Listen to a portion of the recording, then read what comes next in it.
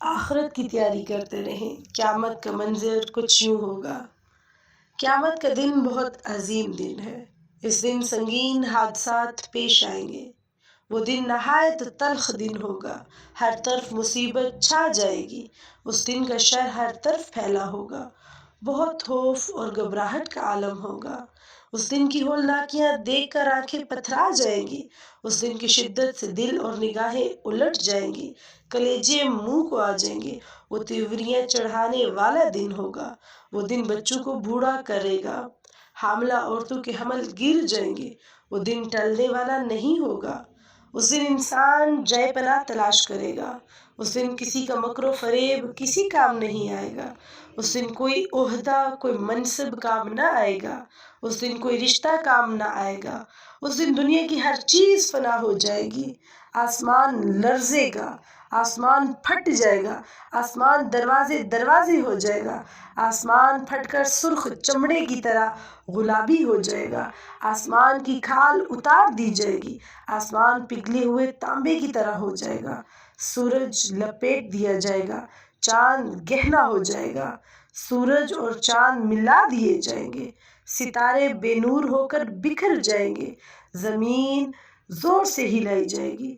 زمین اور پہاڑ لرزنے لگیں گے۔ زمین اور پہاڑوں کو ایک ہی چوٹ سے ریزہ ریزہ کر دیا جائے گا۔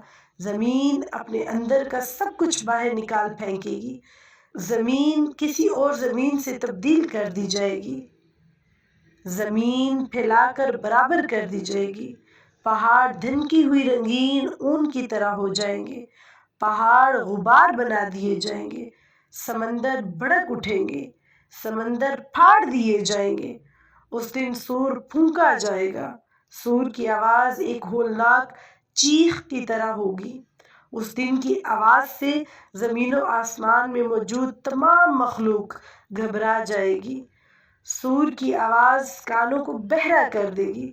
سور کی آواز کی شدت سے زمین اور آسمان کی ہر چیز بے ہوش ہو کر گر پڑے گی۔ جب پہلا سور پھونکا جائے گا تو ہر چیز ختم ہو جائے گی۔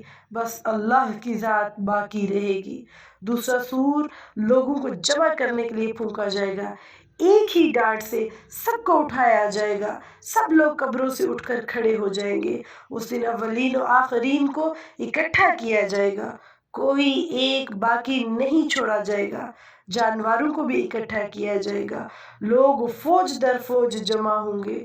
لوگوں پر شدید گھبراہٹ طاری ہوگی۔ مجرموں کی آنکھیں دہشت سے نیلی ہو رہی ہوں گی۔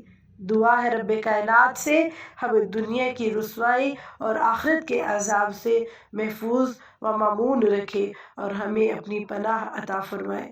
ربنا آتنا فی الدنیا حسنۃ وفی الآخرۃ حسنۃ وقنا عذاب النار۔ آمین۔